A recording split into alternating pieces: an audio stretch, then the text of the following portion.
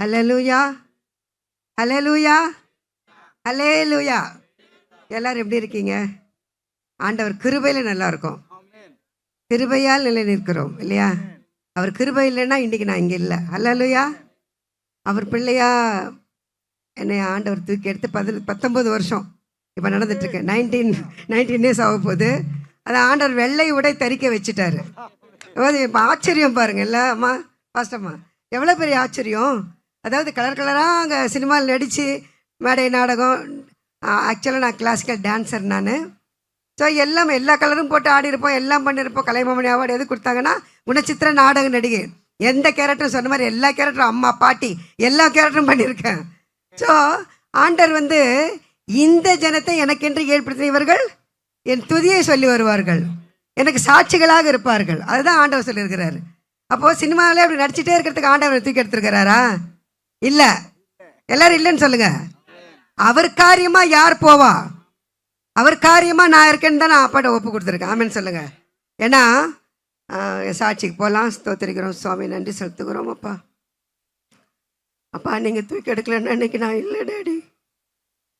ஏசு மகாராஜாவே, 3 முறை சாவிலிருந்து என்னை தூக்கி எடுத்துருக்கீங்கப்பா. 4வதாக தான் உங்கள் பிள்ளையா மாற்றி ஊழியக்காரியா ஒரு வெள்ளை உடை தரிக்க வச்சிங்களப்பா. அந்த அன்பு யாருக்குப்பா இருக்குது உலகத்தில்? அந்த அன்பு உம்மகிட்ட தவிர வேறு எங்கேயுமே கிடைக்காது சுவாமி. அப்போ ஏற்பட்ட ஒரு அன்புள்ள தேவன் என் பிதாவாக எனக்கு எல்லாமுமாக இருக்கிறதுக்காக நான் கொடான் கொடி ஸ்தோத்திரத்தை ஏறெடுக்கிறேனப்பா. நன்றி செலுத்துகிறேன் டேடி, நன்றி செலுத்துகிறேனே சுவாமி. இந்த சாட்சி ஆசீர்வதிங்க.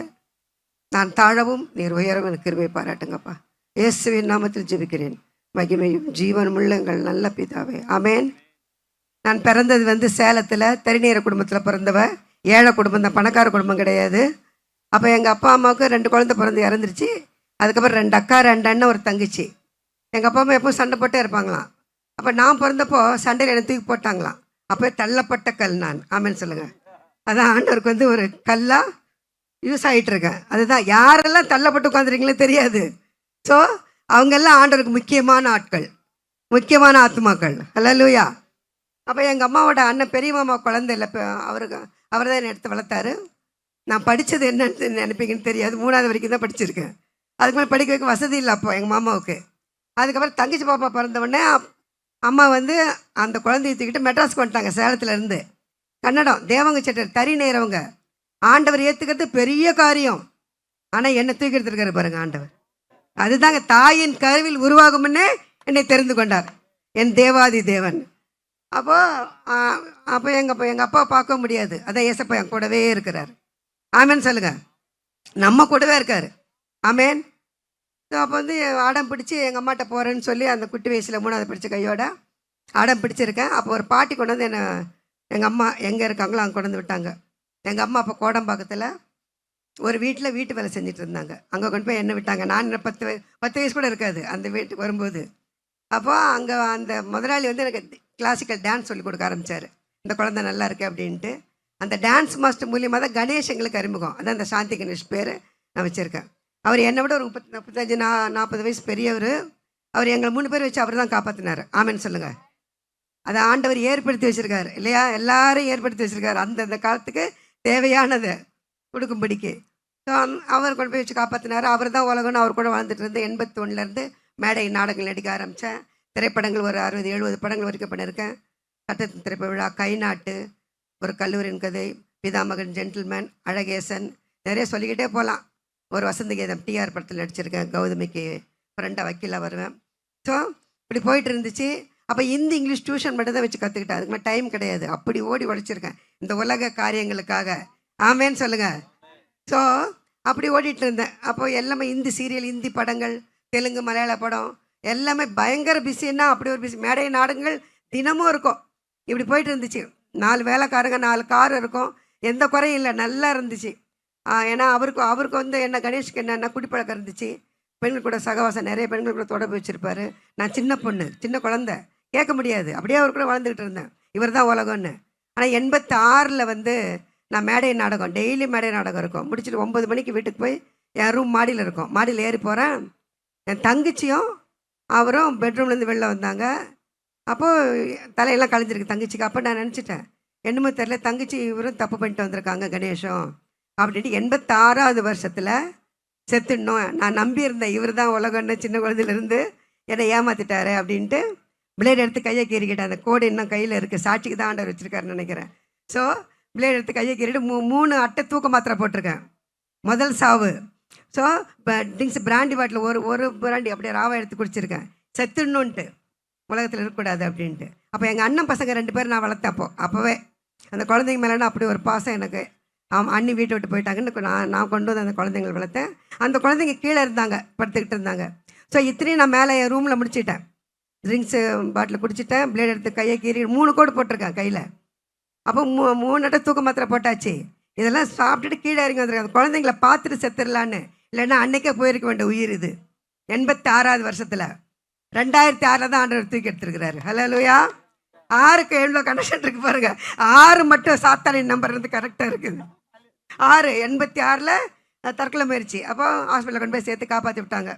அதுக்கப்புறம் 87ல் தான் ஒரு கோயிலில் போய் கல்யாணம் பண்ணோம். இது என்ன இப்போ குன்றத்தூர் ஃபஸ்ட்டு இது இங்கே வந்து ஒரு இந்து கோயில் ஒன்று இருக்குது, அங்கே தான் வந்து கல்யாணம் பண்ணோம். நாங்கள் ஒரு கல்யாணம் பண்ணி நல்லா பார்த்துக்க வேணாரு.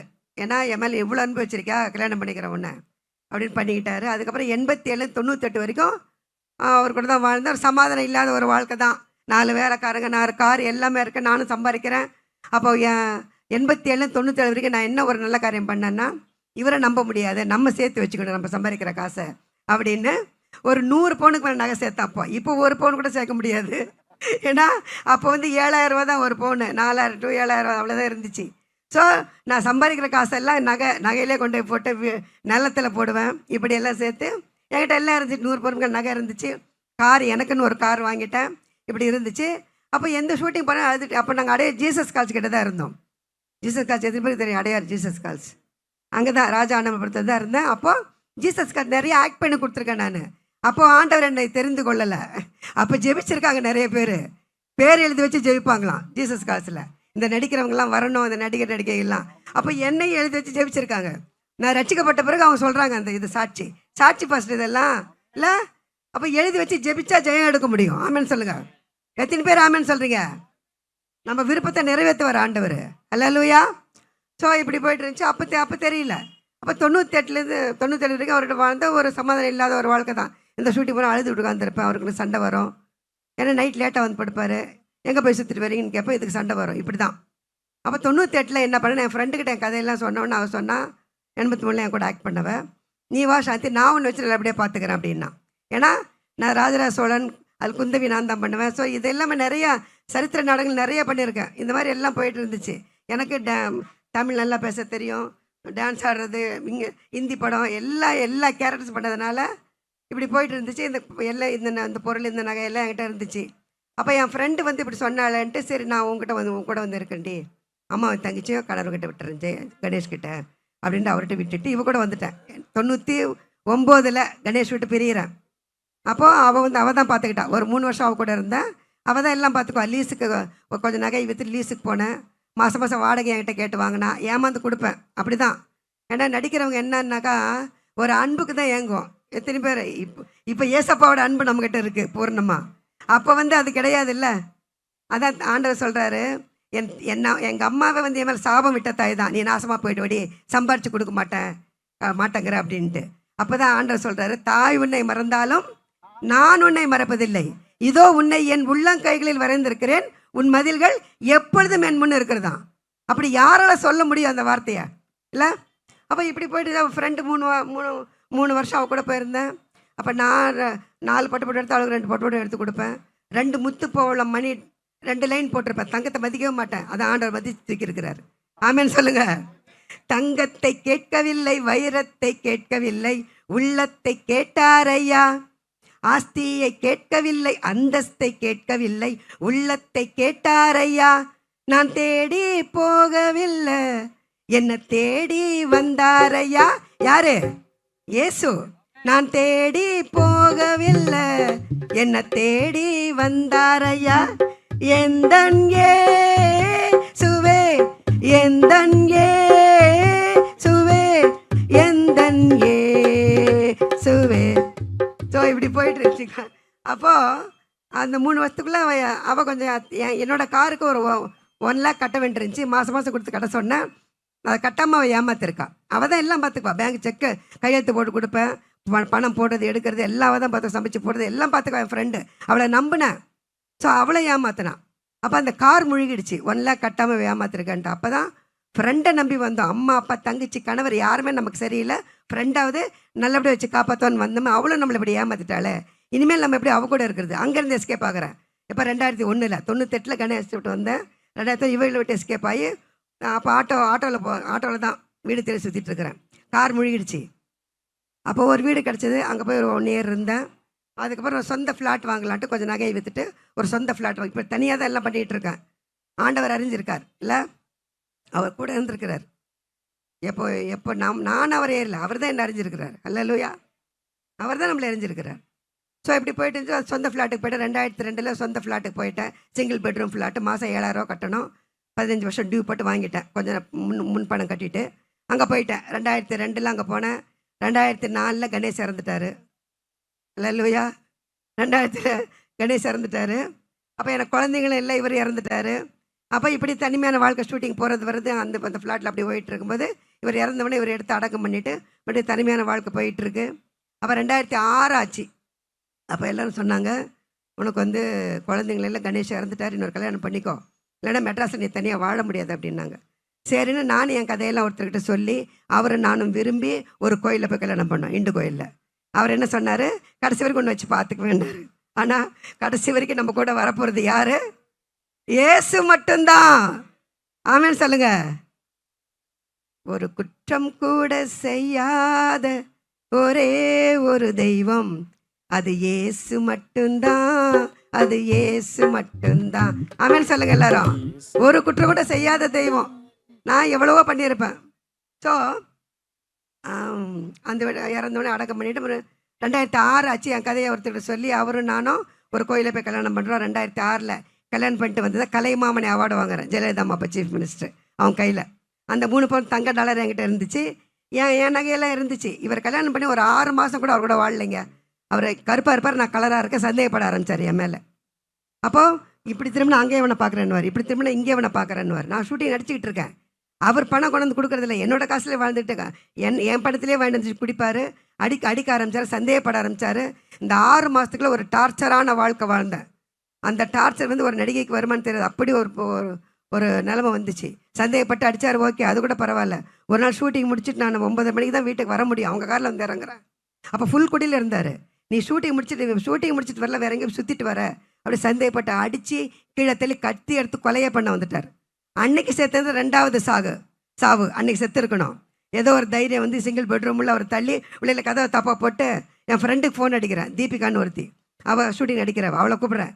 குடிச்சிட்டு வந்து அடிக்கிறேன், கொலையை பண்ண வந்துட்டான், வாடின்னு கூப்பிட்றேன். அவள் என்ன பண்ணுவா, அவள் ஹாலில் உட்காந்து அவள் போயிட்டான். நீ காலையில் கதை திறந்துக்கோ, கதவை திறக்காதன்ட்டு போயிட்டான். அதுக்கப்புறம் நான் காலைல வரைக்கும் ஹாலில் படுத்துருந்துட்டு கதவை திறக்கிறேன். காலில் விழுந்தார். உன்னை திட்ட மாட்டேன், அடிக்க மாட்டேன், நல்லபடியாக பார்த்துக்குவேன் அப்படின்னாரு.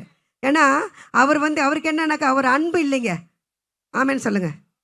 அன்பு ஏசப்பாவை தவிர வேறு யார்கிட்டே அன்பு கிடையாது. தப்பாக நினச்சிக்காதீங்க யாருமே. அன்பு எங்கள் அம்மாவுக்கு பணம் கொடுத்தா தான் அன்பு வரும், இல்லைன்னா சாபம் விட்ட தாய் தான். அப்போ இந்த கணவர், 2வது கணவர் நகையெல்லாம் கொண்டு போய் விற்றுருவார். பீரோ சாவி வச்சுட்டு அதுக்கு அடி உத. ஏன் பீரோ சாவி வச்சுட்டு போக மாட்டேன், நான் உங்கள் கனவு இல்லையா கொடு. அப்போ அந்த பொருளை எடுத்துக்கிட்டு போய் விற்றுருவார். ஒரு நல்ல பொருள் வீட்டில் இருக்கக்கூடாது. குடிச்சிட்டு வர்றது அடிக்கிறது, சந்தேகம். இதுதான் 6 மாதத்துக்கு மருந்து வச்சு கொடுத்து அப்படி ஒரு டார்ச்சரான வாழ்க்கை. அப்போ அதுக்கப்புறம் மறுநாள் கதவை திறந்த உடனே காலில் விழுந்தார். அப்போ நான் பயந்துட்டேன். ஏன்னா அப்போ ஆண்டவர் அறியல, அந்த மார்க்கத்தில் இருக்கேன் நான். ஸோ அப்போ பயந்தானே, உயிர் மேலே ஆசை இருக்கும். இன்றைக்கி நான் ரெடியாக இருக்கேன் பரலோகம் போகிறதுக்கு. ஆமாம் சொல்லுங்கள். எத்தனை பேர் தயாராக இருக்கீங்க? வெள்ளை விட தரிச்சாச்சு, தயாராக இருக்கேன் பரலோகத்துக்கு போகிறதுக்கு நான். ஸோ அன்றைக்கு அந்த தெரியாதுல்ல. ஏன்னா நான் சொத்துக்கு தான் ஆசைப்பட்டு பண்ணிகிட்ருக்கேன், வேற அன்பு கிடையாது. ஆனால் எது இருந்தாலும் இல்லைன்னாலும் நேசிக்கிற ஒரே தெய்வம் யாரு? இயேசு. இயேசு இயேசு. எதுவும் இல்லைன்னா நீ வாமா, அப்படியே வா, இருக்கிற வண்ணமா வா, உன்னை நான் வணைகிற பரம குயவன் அப்படின்ட்டார் ஆண்டவர். அவர் தான் வரைய முடியும் நம்மளெல்லாம். அப்போது அவரை பிரித்து விட்டாச்சு. அப்படியே பிரித்து விட்டுருங்க, நான் வாழ மாட்டேன் அவர்கிட்ட. அம்மா எங்கள் அம்மாட்டெல்லாம் சொல்லி, எங்கள் அண்ணன் பசங்க அப்போ தான் அவனுக்கு கல்யாணம் ஆச்சு, நான் வளர்த்த பசங்களுக்கு. அவன் எல்லாம் சேர்ந்து பண்ணி வச்சாங்க. பிரித்து விட்டுருங்கடா, நான் வாழ மாட்டேன், கொலை பண்ண வந்துட்டான், பயமாக இருக்குது, அப்படின்னு பிரித்து விட்டாச்சு. அதுக்கப்புறம் ஷூட்டிங் வர்றது குறைஞ்சிருச்சு. ஷூட்டிங்லாம் கெடுத்துருக்காரு. ஷூட்டிங் கொடுக்காதீங்க, உங்களுக்கு செகண்ட் மேரேஜ் ஆகிடுச்சுன்னு பண்ண மாட்டாங்க அப்படின்ட்டு. இதெல்லாம் எனக்கு தெரியாது. அப்போ கூட இருந்த ஒரு 6 மாதத்தில் அப்படி ஒரு குழியை பறித்து மருந்தெல்லாம் வச்சு கொடுத்து கொலை பண்ண வந்து இத்தனை பண்ணியிருக்காரு. சந்தேகப்பட்டு அடித்து டார்ச்சர் வாழ்க்கை. அப்போ அதுலேருந்து விலகி அப்போ ஷூட்டிங் கோயிலாக சுற்றுவாங்க நான். ஏன்னா சமாதானத்தை தேடி. அந்த சமாதானம் எங்கே கிடைக்கும் இன்னும் ஜனங்களுக்கு தெரியல. ஆமேன்னு சொல்லுங்க. இன்னும் ஜனங்களுக்கு தெரியல. அந்த சமாதான பிரபு யாருன்னு தெரியல, எனக்கும் தெரியல. காசி, ராமேஸ்வரம், ஹரித்வார், ரிஷிகேஷ், பத்ரிநாத், கேதார்நாத் சுத்தாத கோயில் இல்லை, போகாத இடம் கிடையாது. சமாதானத்தை தேடி எங்கே போனாலும் சமாதானம் கிடைக்காதுங்க. அமர்ந்து ஜெபம் பண்ணி எழும்பி பிரகாசி. ஒரு சின்ன ஜெபம் பண்ணா போதும், சமாதான பிரபு வந்து நிற்பாரு. ஹல்லேலூயா. உலகத்தில் கூட சமாதானத்தை கொடுக்குற தெய்வம் ஒரே ஒரு தெய்வம், அது இயேசு மட்டும்தான். எங்கே போய் நீ எவ்வளோ கொட்டி கொடுத்தாலும் சரி, நீ காசியில் போய் குளி, கங்கையில் போய் குளி, சனி பகவான் கோயிலில் போய் குளி, எல்லாம் நான் பண்ணியிருக்கேன். அதெல்லாம் பண்ணதுனால தான் பேசுகிறேன் தைரியமாக. எது பண்ணாலும் சாபம் நீங்காது, பாவம் நீங்காது. அதான் சொன்னேன், பாவங்கள் போக்கவே சாபங்கள் நீக்கவே பூலோகம் வந்தார் ஐயா. மனிதனை மீட்கவே பரலோகம் சேர்க்கவே சிலுவை சுமந்தார் ஐயா. நம்ம மீட்கத்தான் சிலுவை சுமந்தார். அத்தனை அடிகள் பட்டாரு. இல்லை தெரியல. நம்ம கங்கையில் போய் அரை நாள் உட்காந்து அழுது இருக்கேன். கங்கை ஒரு பெண் நதின்றாங்க. அந்த பொண்ணுக்கு இந்த பொண்ணு மேலே இறக்கம் பிறக்கல. எப்படி பிறக்கும்? கண் இருந்து காணாது, வாயிருந்து பேசாது, மூக்கு இருந்து நுகராது, கைகள் இருந்தும் தொடாது, கால்கள் இருந்தும் நடவாது. ஆனால் நம்ம தூக்கி சுமக்கிற தெய்வம் இயேசு மட்டும்தாங்க. அந்த தெய்வங்களை 4 பேர் தூக்கி சுமந்தால் தான் சுமக்க முடியும். நம்மளை தூக்கி சுமக்கிற இயேசு மட்டும்தாங்க. அவர் மட்டும்தாங்க. யாரும் தூக்க மாட்டாங்க நம்மளை. அம்மா கூட கொஞ்சம் குழந்தையா இருக்க வரைக்கும் தூக்குவாங்க, அதுக்கப்புறம் கீழே விட்டுருவாங்க. அப்படிப்பட்ட தாய் தான் என் தாயெல்லாம். என் பணத்துக்காக தான் என்கிட்ட இருந்த தாய். அதுதான் சொல்ல, ஆண்டவர் தான் தாயின் மேலான ஒரு அன்பு கொடுக்குற தெய்வம். எப்படி? தாயின் மேலான அன்பு. அப்போ வீட்டுக்கு வரும்போது நினைப்பேன், கங்கையில் கொஞ்சம் அரை நாள் அழுது சிங்க அந்த பிண்டம் பிடிச்சி வச்சுருக்கேன். இந்த கங்கை ஒரு பெண், அது எதான் போகணும், ஒரு சமாதானம் இல்லை. எப்படி இருக்கும்? இன்றைக்கு ஒரு சொட்டு கண்ணீர் வடித்தோம்னா சமாதானம் நமக்கு இருக்கா இல்லையா? நம்ம காரியம் மாறுதா இல்லையா? முருதேக்காய்க்கு நடந்த காரியம் மாறுதலாக முடியுதா இல்லையா? நமக்கு நம்மளை தூக்கி போட மாட்டார். யார் பண்ணாலும் அவங்கள கூட தூக்கில் போடுவார் ஆண்டவர். ஹல்லேலூயா. அப்போ அந்த நம்பிக்கை இல்லையில்ல. ஏன்னா எல்லாமே அப்படி தான். ஒரு நம்பிக்கை இல்லாத வாழ்க்கை தான் வாழ்ந்துகிட்டு இருந்தேன் நான். தெரியாது யாரை நம்பினேன் யாரை நம்பக்கூடாதுன்னு தெரியலையே. நம்பிக்கை இல்லாத ஒரு வாழ்க்கை. என்னமோ நடிகையாக இருக்கும், வெளியில் இப்போ அவமானம், அதை சொல்லாமல் தான் வாழ்ந்துக்கிட்டு இருந்தோம். அப்படி தான் பந்தாவுக்காக வாழ்ந்துட்டு இருக்கோம். இன்றைக்கி ஆட்டோவில் வந்து இறங்கினேன் நான். அல்லேலூயா. பந்தாவே தேவையில்லைங்க ஏசப்பா கிட்ட. பந்தா இருந்தால் ஏச தாழ்மை கர்த்தர் கிருபை அளிக்கிறார். பந்தா இருந்தால் கிருபையே வராது நமக்கு. பந்தா எங்கே இல்லையோ அங்கே தான் ஆண்டவர் இருப்பார். ஆமேன்னு சொல்லுங்கள் எல்லாரும். ஸோ வீட்டுக்கு திரும்பி வரும்போது கோயிலெலாம் போய் சுற்றிட்டு திரும்பி வரும்போது கொஞ்சம் தண்ணி கொடுங்க. திரும்பி வரும்போது ஒரு சமாதானம் இருக்காது. ஏன் இப்படி இருக்கு?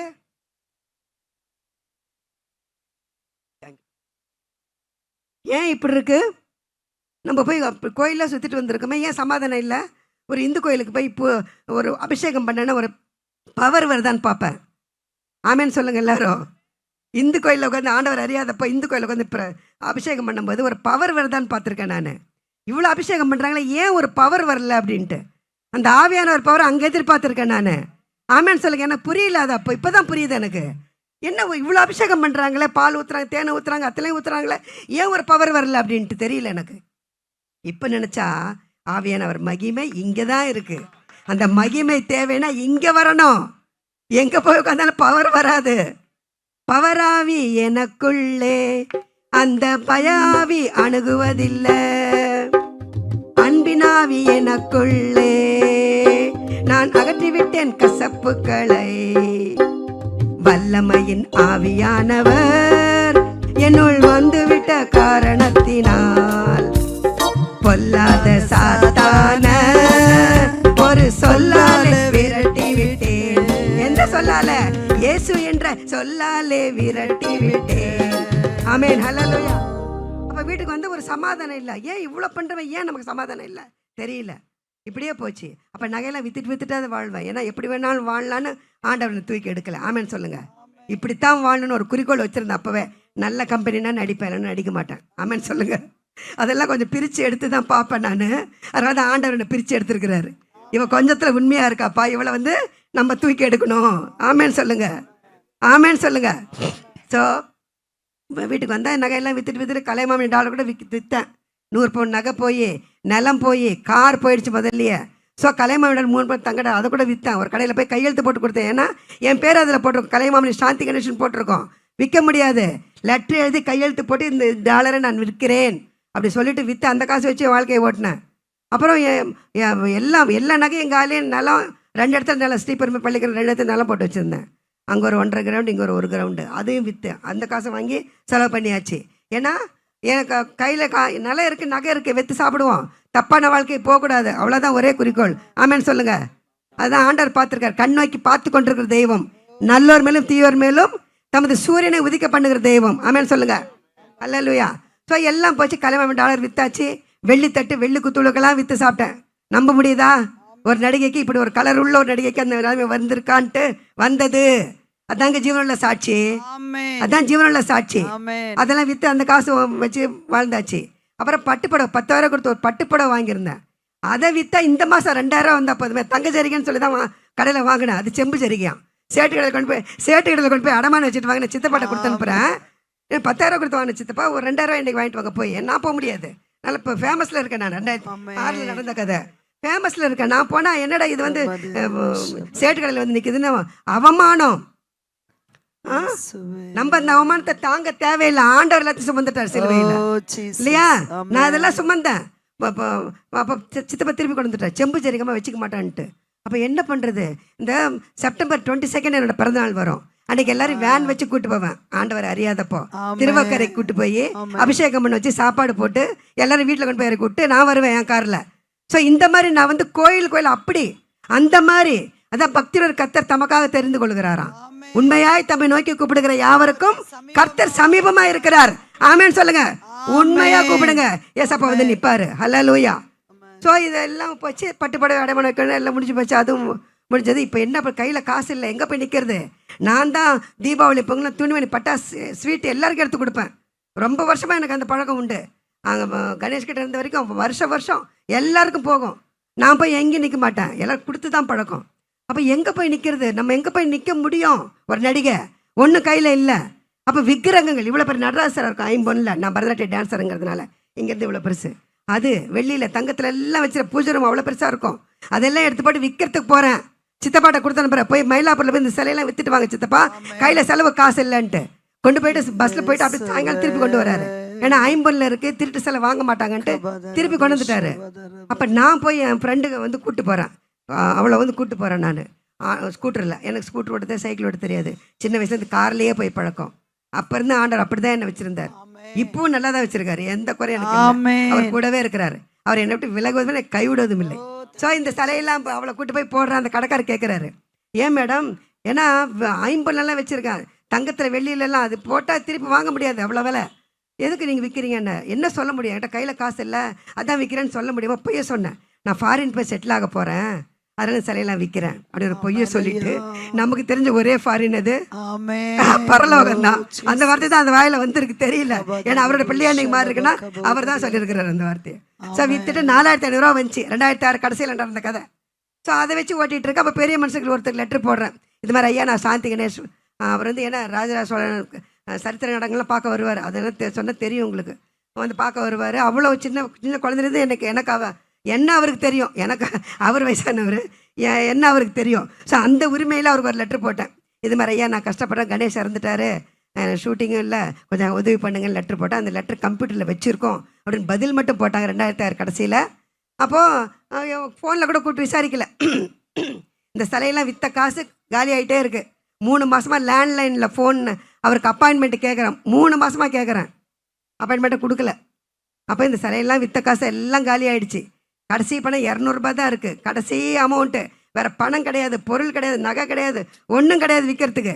அதை எடுத்துகிட்டு போக 100 ரூபா, வர 100 ரூபா. ஆட்டோவில் போயிட்டு என் விசிட்டிங் கார்டை போயிருக்கோம், ஃபோட்டோ போட்டு அதை கொடுக்குறேன். இது மாதிரி செக்யூரிட்டிக்கிட்ட இப்போ ஐயாட்ட கொடுங்க.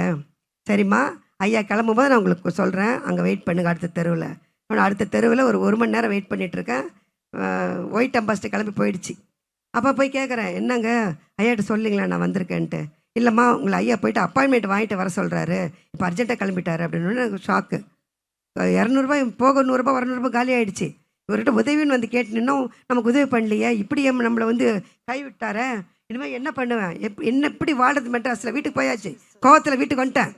ஒரு பைசா கிடையாது கையில். எப்படி வாழ போகிறேன் மெட்ராஸில், எங்கே போய் நிற்க போகிறேன் தெரியல. அவ பிச்சைக்கார நிலைமை, பிச்சை எடுக்கிற நிலைமை தான். ஒரு சாந்தி கணேஷ் பிச்சைக்காரியாக மாறணும். அது வேண்டான்ட்டு தற்கொலை பண்ணிக்கலாம் அப்படின்ட்டு முடிவு பண்ணி பெட்டு மேலே சேர் தூக்கி போட்டு தூளி கட்ட துப்பட்டாவை நுழைச்சிட்டு கழுத்தில் மாட்டிட்டேன். சுருக்கு எப்படி மாட்டுறதுன்னு தெரியல. ஆமேன்னு சொல்லுங்க. அன்னைக்கு சுருக்கு மாற்றம் தெரிஞ்சது அன்னைக்கு போயிருப்பேன். 2006 தெரியல. 3 தடவை 4 தடவை சேர்ல ஏறுறேன் இறங்குறேன். அதுக்கப்புறம் தான் ஒரு தீர்மானம் பண்ணேன். சரி என்னமோ தெரியல, பயம் வருது. என்ன பயம்னு தெரியல. ஆண்டவர் பயத்தை கொடுத்துருக்கிறாரு. இந்த ஆத்மா வந்து பாதாளத்துக்கு போக கூடாது. ஆண்டவர் அந்த பயத்தை கொடுத்துருக்கிறாரு. 3 தடவை 4 தடவை சேர்ல இருந்து கீழே இறங்குறேன். அப்புறம் ஒரு தீர்மானம் பண்ணேன். சரி பார்ப்போம், 3 மாசம் நம்ம வெயிட் பண்ணுவோம், 1 மாசம் வெயிட் பண்ணுவோம். எந்த ஷூட்டிங் வரலன்னா அதுக்கப்புறம் நம்ம ஏதாவது வழியை தேடிக்கலாம் அப்படின்னு பயம் கலந்த திகிலோட சேர்ந்து கீழே இறங்கிட்டேன். அதுக்கப்புறம் அந்த என்னோட நலம் வித்த ஆமாம். அதுக்கப்புறம் வந்து ஒரு நாள் ராத்திரி கேட்குறேன் நான். அதுக்கப்புறம் ஆமாம் கொஞ்சம் மறந்துட்டேன். ஆமாம் அதுலேருந்து இறங்கிட்டேன். அதுக்கப்புறம் சின்னத்திரை மீட்டிங் போகிறேன். ஏன்னா அங்கே போய் நம்ம ஷூட்டிங்லன்னா கேட்கலாம், அப்போ ஷூட்டிங் கொடுப்பாங்க. அதுக்காக போகிறேன். அந்த சின்னத்திரை மீட்டிங் போனால் நம்ம ப்ரொடியூசர்ஸ் டைரக்டர்ஸ் எல்லாம் வருவாங்க. இந்த தற்கொலை முயற்சிக்கு அப்புறம் ஏன்னா சொல்ல முடியாது வெளியில். போயிட்டு அந்த மீட்டிங் அட்டன் பண்ணிட்டு கீழே இறங்குறேன். ஜெயின்னு ஒரு மேனேஜரு, அவர் வந்து அவர்கிட்ட சொல்கிறேன், ஜெய் சார் எனக்கு ஷூட்டிங்கில் கொஞ்சம் சொல்லுங்கள் அப்படின்னா. சரிம்மா இன்றைக்கி செகண்ட் சண்டேன்னு நினைக்கிறேன் இன்றைக்கி. ஆமாம் செகண்ட் சண்டே இன்றைக்கி ஹோட்டல் விஜய் பார்க்கில் ஒரு மீட்டிங் இருக்குது வாங்கன்ட்டு போயிட்டார். எனக்கு பயம். ஒரு நடிகை ஒரு ஹோட்டலில் கூப்பிட்றாங்க, தப்பு பண்ண தான் கூப்பிட்றாங்க, நான் எப்படி போகிறதுன்னு பயந்துகிட்டே இருக்கேன். அப்போ என் ஃப்ரெண்டு பிருந்தா, அவள் ஸ்கூட்டர் ஓட்டுவான், அவளை கூப்பிட்றேன். டே வாடி என்னன்னு தெரில, அவர் கூப்பிட்றாரு மேனேஜரு, விஜய் பார்க்கு போகணும் அப்படின்னு அவளை கூப்பிட்டு போகிறேன். பயந்துக்கிட்டே போகிறேன். அந்த மீட்டிங் போனால் அது நான் பயந்த மாதிரி மீட்டிங் இல்லை. ஆமேன்னு சொல்லுங்கள். பிரதர் மோகன் சி லாசரஸ் அவங்க திரைப்படத்துறை மக்களுக்காக போட்ட மீட்டிங். அன்றைக்கி போய் அப்படி தான் நான் உட்காந்துட்ருக்கேன், உங்களை மாதிரி தாங்க ஒரு சேரில் உட்காந்துட்டு இருக்கேன். அன்றைக்கி பிரதர் மோகன் சி லாசரஸ் அவங்க அவருடைய சாட்சியை சொல்லி ஜபம் எடுத்தார் பாருங்கள். அன்றைக்கி தேம்பி தேம்பி அழுதுருக்கேங்க. 18 வருஷத்துக்கு முன்னே நடந்து இப்போவே எனக்கு கண்ணீர் வருதுன்னா அப்போ எப்படி எழுதிருப்பேன் நான். இல்லை ஒன்றுமே இல்லை, திக்கட்ட நிலைமை, யாரும் காப்பாற்ற ஆளுங்க கிடையாது, கையில் பணம் கிடையாது, வாழ்கிறதுக்கு ஒன்றும் கிடையாது, திக்கட்ட நிலையில் அந்த அந்த அந்த மீட்டிங் போய் உட்காந்துட்டு இருக்கேன். அன்றைக்கி அவர் சாட்சியை சொல்லி ஜபையை எடுத்த பண்ணிக்கு தேம்பி தேம்பி எழுதிருக்கேன். அந்த கண்ணீரை பார்த்து ஆண்டவர் தொட்டிருக்கிறார். கண்ணீரை பார்த்து சும்மா விட்டுட்டு போகிற தெய்வம் நம்ம தெய்வம் இல்லைங்க. ஆகாரின் கண்ணீரை கண்டு நீரூற்றே கட்டளையிட்டார் அந்த குழந்தை சாவக்கூடாதுன்னு. இந்த குழந்தை சாவக்கூடாதுன்னு ஆண்டவரே இறங்கி வந்திருக்கிறார். ஹல்லேலூயா ஹல்லேலூயா. ஸோ அன்னைக்கு தொட்டிருக்கார் தெரியல. அதுக்கப்புறம் எனக்கு கிடச்ச பின்னாடி கிடச்ச முதல்ல வாக்குத்தத்த வசனம், நிச்சயமாகவே நான் உன்னை ஆசீர்வதிக்கவே ஆசீர்வதித்து உன்னை பெருகவே பெருக பண்ணுவேன்.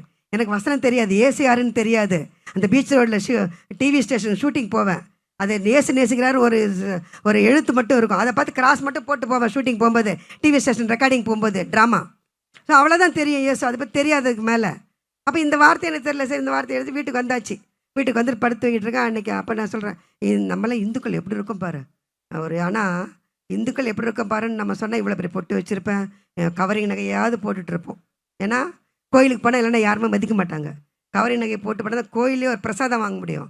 நீ தட்டில் வந்து காசு போட்டால் தான் பிரசாதம் கிடைக்கும். எனக்கு பூ வேணுமா, தட்டில் காசு போட்டால் தான் பூ கொடுப்பாரு ஐயர், எல்லாம் நான் பார்த்துருக்கேன். ஸோ அப்போ திட்டிட்டு படுத்துருக்கேன். நம்மளும் இந்துக்கள் எப்படி இருக்கும் பாரு, அவர் கிறிஸ்டின் இப்படி இருக்காங்க, ஒரு கலை இல்லையே, முகத்தை பார்த்து எடை போட்டுருவோம், இவங்களுக்கு என்ன சாட்சி இருக்க போகுது, இல்லை இவங்க இப்படி தானே, அவங்க அப்படி தானே, சினிமா தானே அப்படின்னு பார்த்துருவோம். ஆனால் ஆண்டவர் இருதயத்தை பார்க்கிற தெய்வம். அந்த இருதயத்தை தான் ஆண்டவர் பார்த்துருக்கிறார். அந்த இருதய மகா திருக்குள்ளதும் கேளுள்ளதுமாக இருக்கிறதா, அதுதான் ஆண்டவர் பார்க்குறார். வீட்டுக்கு வந்துட்டு படுத்தாச்சு. அப்போ திட்டிட்டு படுத்தாச்சு. அதுக்கப்புறம் பார்த்தீங்கன்னாக்கா நான் நலம் வித்த காசு அந்த காசு செலவு பண்ணிவிட்டேன். அவங்கக்கிட்ட சண்டை போட்டு அந்த ஃப்ரெண்ட்ஷிப்பை கட் ஆகிடுச்சு. அவங்க என்ன ரிஜிஸ்டர் பண்ணி கொடுக்கல. அந்த ஃபேமிலி என்னை தேடி வருது. அவங்களும் ஒரு ஆர்டிஸ்ட்டு தான். அவங்க தேடி வந்து என்னை கூப்பிட்றாங்க, என்ன நீ இப்படி தனியாக இருக்க, வீட்டுக்கெலாம் வரமாட்டேங்கிற, வீட்டுக்கு வரப்போகிறேன்னு கூப்பிட்டு எனக்கு கார் வச்சு, நாங்கள் காரில் நிறைய இடத்துக்கு கூப்பிட்டு போயிருக்கேன். அவங்க முதல் தடவை அவங்க காரை எனக்கு அனுப்பி ஸ்ரீபர் கூப்பிட்டு போய் கையெழுத்து போட்டு அதை ரெஜிஸ்டர் பண்ணி கொடுத்தேன். அவங்களுக்கு அந்த நிலத்தை 10,000 ரூபா வச்சு கொடுத்தாங்க. கையில் ஒரு பைசா இல்லாதவளுக்கு இந்த மீட்டிங் போயிட்டு வந்த பிறகு 10,000 ரூபா கையில் கிடைக்குது. பட்டுப்படை வச்சு கொடுக்குது அந்த அம்மா. முதல் தடவை நான் வாங்குகிறேன். அதுக்கிட்ட இருந்து என்ன ஒரு ஆச்சரியம் பாருங்களேன். ஆண்டவர்கிட்ட வந்து அவர் யாரையும் சீனு புறவை தள்ள மாட்டாருங்க. அரவணைக்கிற தெய்வம். நீ எப்படி இருந்தாலும் நீ அப்படியே மகளே அப்படி தான் அவர் கூப்பிட்டுருக்காரு தெரில. ஸோ ஸோ அந்த 10,000 வச்சு ஓட்டிகிட்ருக்கு. அப்போ தான் கேட்குறேன் ஒரு நாள் ராத்திரி, எனக்கு ஒரு 105 டிகிரி ஜுரம் அடிக்கிச்சிட்ருக்கு. பிரசாதத்தை அபிஷேகத்தை கொடுத்துருக்கேன் இந்து கோயிலில். நீ வந்து பிரசாதத்தை நீங்கள் தான் வந்து வாங்கணும், இல்லைன்னா சாமி குத்தம் வந்துடுன்றார் ஐயர். எப்படி நான் போய் வாங்க? 105 டிகிரி ஜுரம் அடிச்சிட்டு இருக்கு. ஜுரத்தை நீக்கின தெய்வம் யாரு? ஏசு. பேதுருவின் மாமியின் கையை தொட்டணும், ஜுரம் நீங்கிட்டுரு. என்னை தொட்டத்துக்கு யாருமே இல்லை. அப்போ பிரசாதத்தை நீங்கள் தான் வந்து வாங்கணுன்றார் ஐயர். அப்போ ஒரு நாள் ராத்திரி கேட்குறேன், தனியாக தானே வீட்டில் இருக்கேன், யாரும் இல்லைல்ல. அப்போது ஒரு நாள் ராத்திரி கேட்குறேன், ஒரு புட்டபர்த்தி சாய்பாபா எத்தனை பேருக்கு தெரியும்? இங்கே இருக்கிறவங்களுக்கு தெரியும். அங்கே போய் ஆசிரமத்தை தங்கிக்கலான்னு கேட்க போயிருக்கேன். அப்போ ஆண்டவர் அறியாதப்போ அப்போ சொன்னாங்க, என்னை பார்த்தா என்ன எனக்கு மல்டி மில்லியனர் தான் நினைப்பாங்க, காசு இல்லாத நினைப்பாங்களே யாராவது. மல்டி மில்லியனர் எல்லாம் நிறைய சொத்து இருக்குப்பா இவங்களுக்கு, அப்படி தான் நினச்சிருப்பாங்க. அப்போ கேட்டேன், இங்கே வந்து தங்கினா என்னங்க பண்ணுன்னு கேட்குறேன். புட்டபர்த்தி சாய்பாபா ஆசிரமத்தில். மேடம், உங்கள்கிட்ட சொத்து இருந்துச்சுன்னா நீங்கள் எழுதி வச்சுட்டு நீங்கள் இங்கே வந்து தங்கிக்கலாம். எப்படி? சொத்து இருந்தால் எழுதி ஆசிரமத்தில் கொடுத்துட்டு நம்ம அங்கே போய் தங்கிக்கணுமா? என்கிட்ட ஒரு பைசா கூட கிடையாது. நான் எங்கிட்ட சொத்தை எழுதி கொடுக்கறது? வேற யாரும் சொத்தை எழுதி தர முடியாது. என்கிட்ட சொத்து இல்லை. சரி, அங்கே போக பெரிய பணக்கார ஆசிரமப்பா, அந்த ஆசிரமம் நான் போக முடியாது, விட்டுட்டேன் அந்த ஐடியாவை. பக்கத்தில் ஐயர் இருக்கார், உடம்பு சரியில்லைன்னு படுத்திருக்கேன். வந்து அந்த ஐயரை நம்ம வந்து பார்ப்பாரா? கண்டிப்பாக பார்க்க மாட்டார். அப்புறம் நம்மளை வந்து நான் இப்போ தனியாக இருக்கேன், செத்துட்டா அனாதை பணமாக போக மாட்டேன். அட்லீஸ்ட் இந்த கிறிஸ்தவர்கள்லாம் வந்து நம்மளை ஜபம் பண்ணியாவது எடுத்து போடுவாங்க. அனாதை பணம் கிடையாது நான். ஆமேன்னு சொல்லுங்கள் எல்லாரும். ஏசப்பா கூடவே இருக்காரு, அவர் பெரிய தெய்வம். அதை விட நீங்கள் எல்லோரும் வந்து ஒரு ஸ்தோத்திர கூட்டமாக சொல்ல மாட்டிங்களா? ஸோ அந்த ராத்திரி வந்து அந்த எண்ணம் எனக்கு, இந்த மீட்டிங் போய்ட்டு வந்ததுக்கப்புறம் வந்து அனாதை பணம் போக மாட்டோம், அட்லீஸ்ட் கிறிஸ்தவர்கள் ஜபம் பண்ணியே எடுத்து போடுவாங்க. அப்போ நான் கேட்குறேன், உலகத்தில் 33 கோடி தேவர்களை நான் கும்பிட்டுருக்கேன், எந்த ஒரு தெய்வம் என்னை காப்பாற்ற வரல. என்னை காப்பாற்ற ஒரு தெய்வம் போதும். அது யாரு யாரு யாருன்னு கேட்டு நைட்டு படுத்து தூங்கிட்டு இருக்கேன். அப்போ வெள்ளை ட்ரெஸ் போட்ட ஒரு உருவம் என் மேலே தண்ணி தெளிக்குது. ஆமேன்னு சொல்லுங்க. எசேக்கியேல்ல வரும், உண்மைக்கு சுத்தமான ஜலம் தெளிப்பேன், நரகலான விக்கிரகங்களை உன்னிட்டு விளக்குவேன். விக்கிரகத்தில் எப்போ விளக்கப்பட்டாரு? தண்ணி தெளிச்சிட்டாரு, அவர் பிள்ளையா மாற்றிட்டாரு. தெரியல, தொடச்சிட்டு படுத்துட்டேன். அதில் ஒரு மாதம் போச்சு, அந்த 10,000 வச்சு அந்த ஒரு மாதத்தை ஓட்டிகிட்டு இருக்கேன். அப்போ ஜூனியர் பாலையா பிரதர் இப்போ இறந்துட்டாங்க. அவர் எனக்கு ஃபோன் பண்ணுறாரு, சிஸ்டர் நீங்கள் இன்றைக்கி மோகன்சி பிரதர் மீட்டிங் வந்திருந்தீங்க, உங்கள் நம்பர் இன்றைக்கி தான் கிடச்சிது, ஒரு மாதம் ஆகிடுச்சு, இன்றைக்கி தான் கிடச்சிது, நீங்கள் எங்கள் வீட்டில் வீட்டுக்கூட்ட வச்சுருக்கோம், வாங்க சிஸ்டர்னு கூப்பிட்றாரு. எப்படி லிங்க் எப்படி ஆகுது பாருங்க, கரெக்டாக. அதான் பிளான் பண்ணுற தெய்வம். நம்ம தெய்வம் எப்படிப்பட்டவர்? பிளான் பண்ணுவார். யாருக்கு எப்படி பண்ணணுன்ற அவருக்கு தெரியும், கரெக்டாக தெரியும்.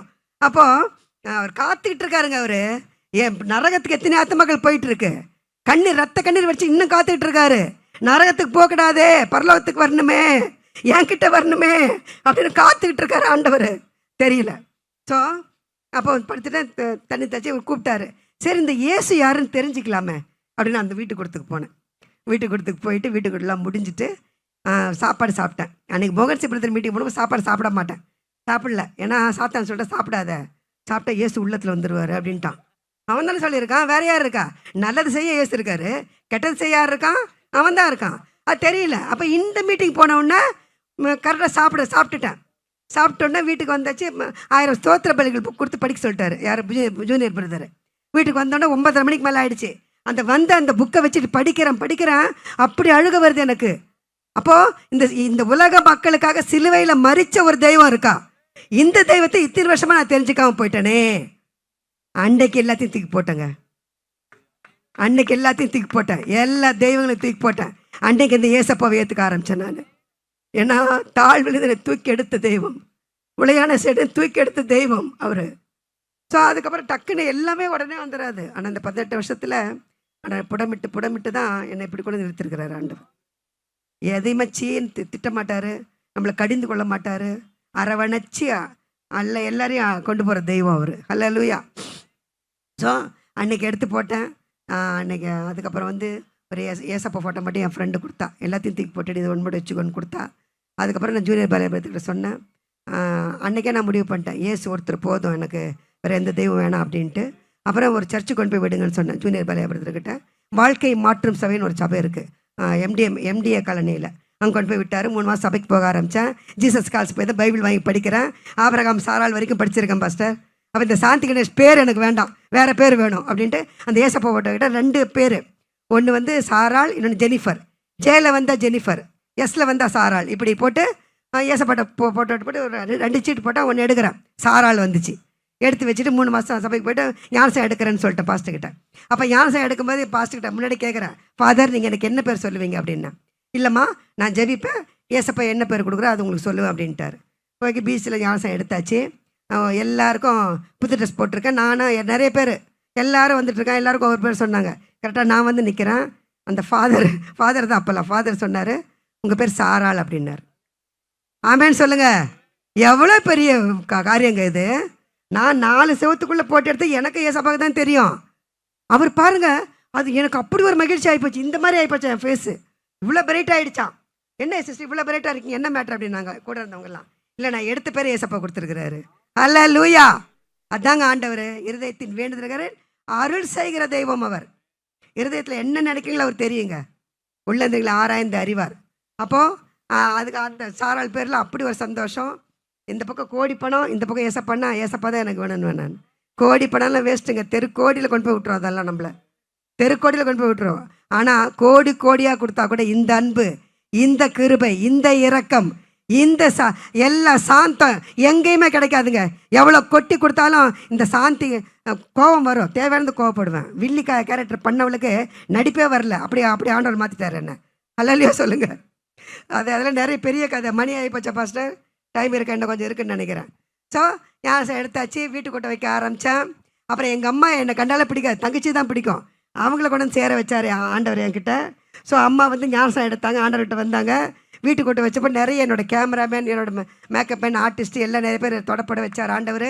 எல்லாம் அவர் தீர்மானத்தில் அழைக்கப்பட்டவர்களுக்கு சகலமும் நன்மைக்கு ஏதுவாக நடக்குதான். அல்லேலூயா. எல்லாமே நன்மைக்கு ஏதுவாக, எதுவுமே தீமையாக அணுகாது நம்மளை. அல்லேலூயா.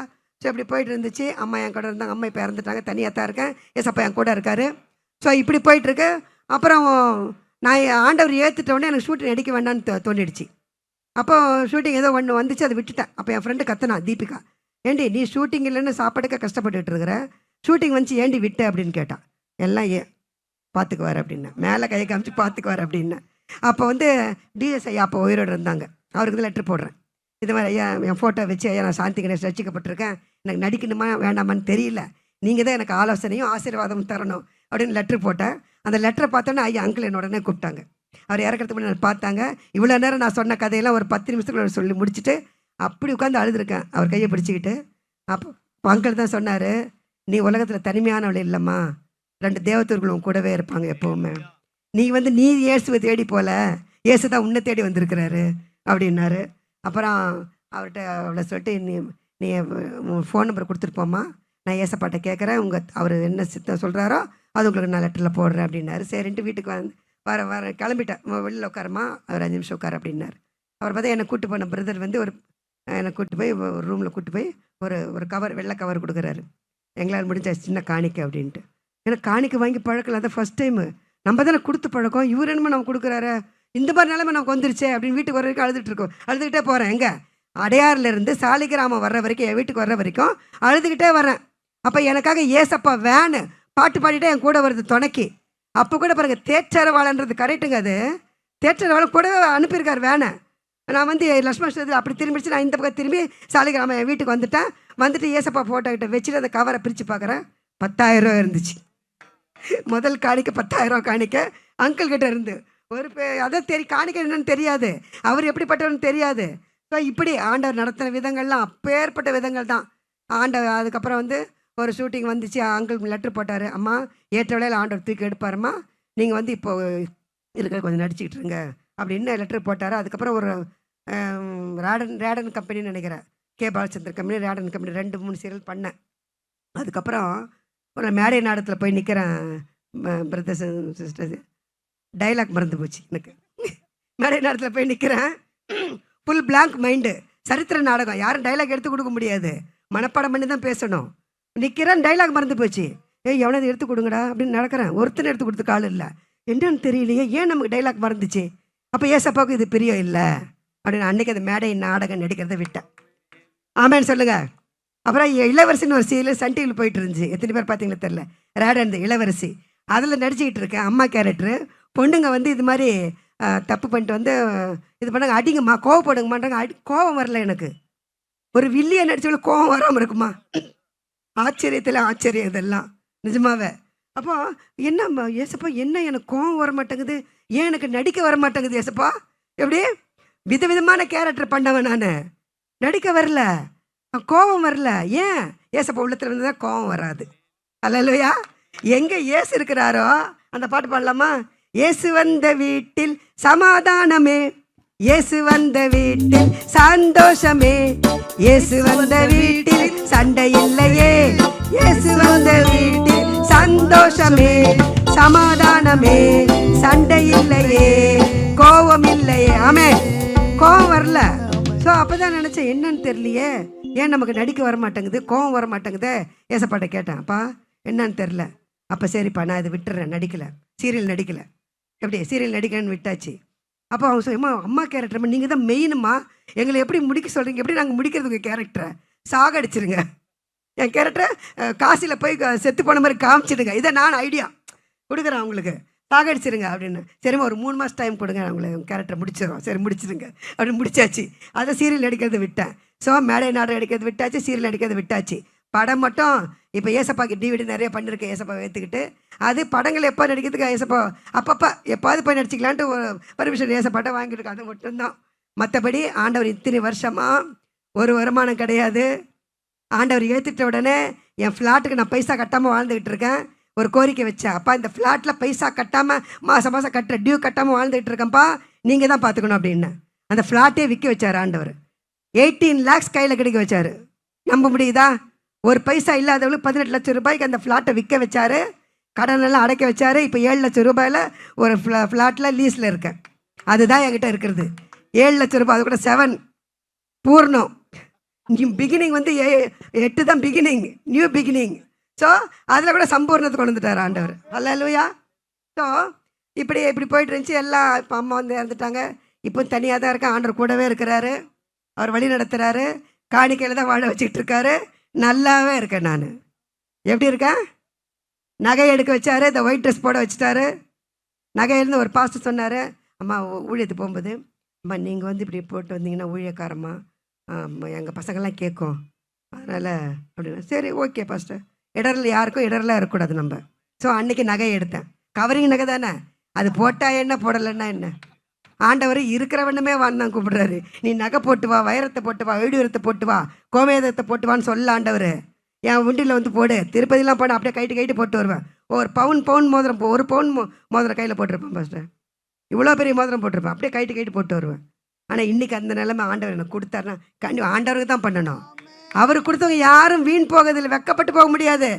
ஆனால் அதெல்லாம் வெக்கப்பட வச்சிருச்சேன். அத்தனையும் போட்டு என்ன பிரயோஜனம்? என்ன எங்கே என்னை தூக்கி வச்சது? பாதாளத்தில் கொண்டு போய் தள்ளிச்சு. அதுதான் ஒரு இது உண்டு. ஒரு நிமிஷம் மைக்கு பிடிங்களா பிரதர், ஒரே ஒரு ஆக்ஷன் மட்டும் காமிக்க. என்கிட்ட பிடிங்க. என்னை நம்புனா, ஹலோ சொல்லுங்க, என்னை நம்புனா பாதாளத்துக்கு போவீங்க. என்ன கை ஆக்ஷன் கூட புரியலையா? ஒரு நடிகை கை ஆக்ஷன் பண்ணுற புரியலையா? என்னை நம்புங்க, பாதாளத்துக்கு போவீங்க. கரெக்டாக அதான் நான் எனக்கு நடந்துச்சு. Thank you brother. ஸோ ஒரு பாஸ்டர் சொன்னார் இதை. ஒரு பாஸ்டர் வந்து சாப்பிட்டுட்டு இருந்தாராம் ஒரு ஹோட்டலில் போய். அந்த சாதத்தில் கல் இருந்துச்சான். அப்போ அவர் அந்த பாஸ்டர் எடுத்து வைக்கிறாராம், இது சின்ன சாமி, இது வந்து இந்த சாமி, இது அந்த சாமி அப்படின்ட்டு. அரிசி இருக்கிற கல்லை எடுத்து வைப்பாங்களா யாராவது அப்படி. அப்போ அந்த கடைக்காரர் சொன்னார், என்ன சின்ன இதில் போய். ஆமாம், நீங்கள் என்ன பண்ணிகிட்டு இருக்கீங்க? நீங்கள் அதை தானே பண்ணிகிட்டு இருக்கீங்க இல்லை? அது பெருசாக இருக்கு, சின்னதாக இருக்குது, அவ்வளோதான், வேறு ஒன்றும் கிடையாது. அவ்வளோதான், இது சின்னதாக இருக்குது, அதுக்கு வந்து பேர் கிடையாது, அதுக்கு பேர் இருக்குது, அவ்வளோதான், வேற ஒன்றும் கிடையாது. ஸோ இப்படியெல்லாம் நான் பார்த்ததுனால தான் இதெல்லாம் எனக்கு வருது இப்போ சொல்கிறதுக்கு. நான் அதையும் பார்த்துருக்கேன், இங்கேயும் பார்த்துருக்கேன். எது உயர்ந்தது எது தாழ்ந்ததுன்னு எனக்கு தெரியாதா? உயர்ந்தது உயர்ந்தது தான், உயர்ந்தவர் தான், தாழ்ந்தவர் தான். தாழ்வர் கர்த்தர் கிருபை அளிக்கிறாரா, நம்ம தாழ்ந்தவங்க தான், கிருபை அளிக்கிறது அவர். ஸோ ஆண்டவர் தூக்கி எடுத்தது 18 வருஷம், 19வது வருஷம். 7 வந்தால் கரெக்டாக 20 வருஷம் ஆக போகுது. 2027 வந்தால். ஸோ 20 வருஷமாக ஆண்டவர் நடத்திட்டு இருக்கிறார். இனிமேல் என்ன வழி நடத்த மாட்டாரா? தனியாக தான் இருக்க, ஆண்டவர் கூடவே இருக்கிறாரு. சாத்தான் எத்தனை சோதனைகளை கொண்டு வந்து போட்டாலும் ஆண்டவர் கூட இருப்பதினால் நான் அசைக்கப்படுவதில்லை. எல்லாரும் சொல்லுவோமா? நாம் அசைக்கப்படுவதில்லை. தேவன் நம்மோடு இருப்பதினால் நாம் அசைக்கப்படுவதில்லை. அல்லேலூயா. ஆண்டவரை தூக்கி எடுத்து ஒரு ஊழியக்காரியா இந்த ஒயிட் ட்ரெஸ் போட வச்சது நிறைய கதை இருக்குது, அதெல்லாம் டைம் கிடையாது சொல்கிறதுக்கு. ஸோ ஆண்டவர் வெள்ளை உடை தெரிக்க வச்சார். அதெல்லாம் அவரோட கிருபை, அவருடைய இரக்கம், அவருடைய முடிவே கிடையாதான் அவருடைய இறக்கத்துக்கு. சார் அந்த சாட்சி சொல்லிடுறேன். வெள்ளை உடை எப்படி தெரிச்சேன், இப்போ லேட்டஸ்ட்டாக நடந்த கதை இது. போன வருஷத்தில் வந்து நிறைய ஃபேஸ்புக்கில் போட்டு விட்ருவேன். இந்த மீட்டிங் வந்தால் நிறைய ஃபோட்டோ இங்கேருந்து ஃபோட்டோ எடுத்து போடுறதா, பின்னாடி திரும்பி இது செல்ஃபி, அப்புறம் அங்கேருந்து எடுத்து போடுறதா, இப்படி தான் நிறைய புடவை கட்டி கட்டி கட்டி போட்டு விட்டாச்சு.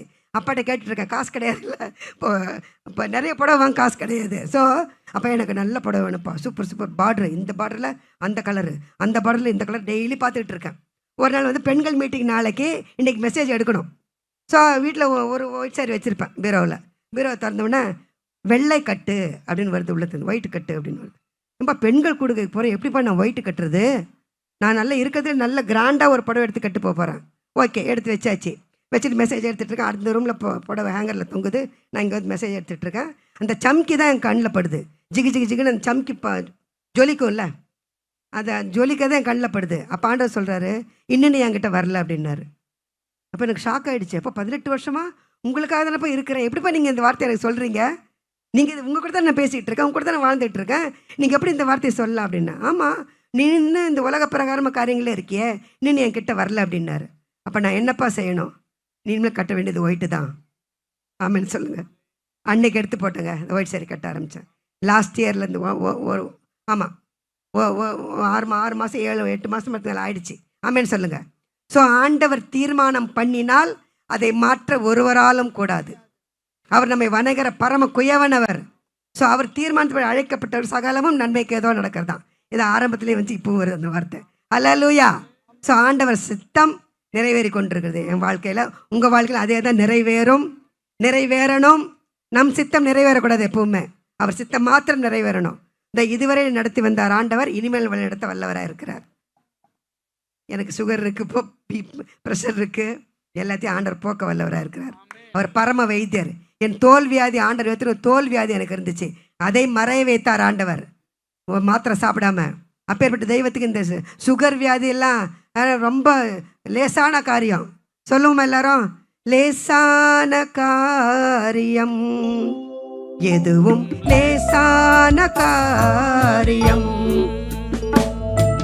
பலனுள்ளவன் பலனற்றவன், பலனுள்ளவன் பலன் இல்லாதவன், யாராயிருந்தாலும் உதவிகள் செய்வது லேசான காரியம், என் இயேசுவுக்கு லேசான காரியம்.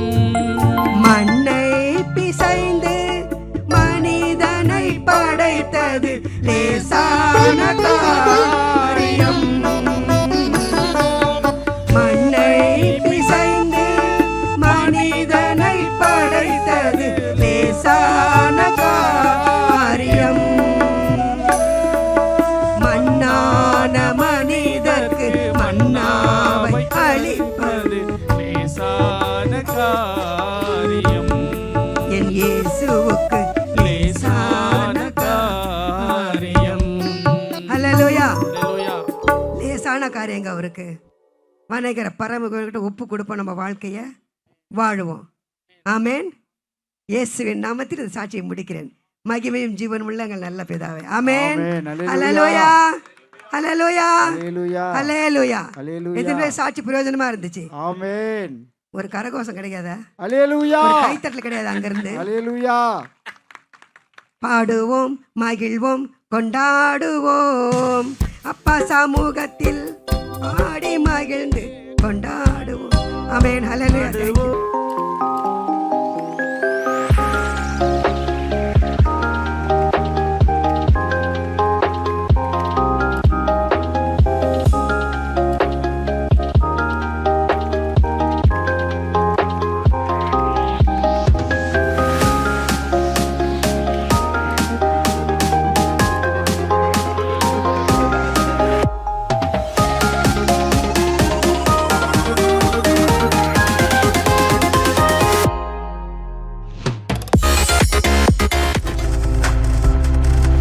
நீங்கள் பார்த்து கொண்டிருப்பது உங்கள் ஜாய் டிவி. உங்கள் துக்கம் சந்தோஷமாய் மாறும்.